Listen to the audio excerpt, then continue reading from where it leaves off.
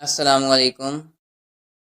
Tooth paste جسے صرف دانتوں کی صفائی کے لیے ہی قابل استعمال سمجھا جاتا ہے، مگر دانت چمکانے کے ساتھ ساتھ اس کے کئی فوائد بھی ہیں، جیسے چاندی سلور سے بنی تمام اشیاء کو ٹوتھ پیسٹ لگا کر پالش کرنے اور بعد میں پانی سے دھو کر خشک کرنے سے چمک آ جاتی ہے۔ کار کی ہیڈ لائٹ صاف کرتا ہے۔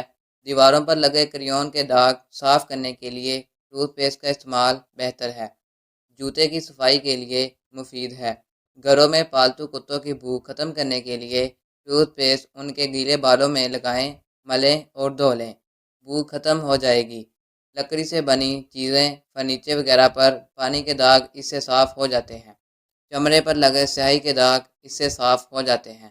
بال سنگنے یا کالے کرنے کے بعد جلد پر جو داغ پڑ جاتے ہیں انہیں ٹوتھ پیسٹ لگا کر صاف کیا جا سکتا ہے۔ جلے اور کیڑے کے کاٹے کی جگہ پر ٹوتھ پیسٹ 2-3 مرتبہ لگانے سے درد سے افاقہ ہو جاتا ہے۔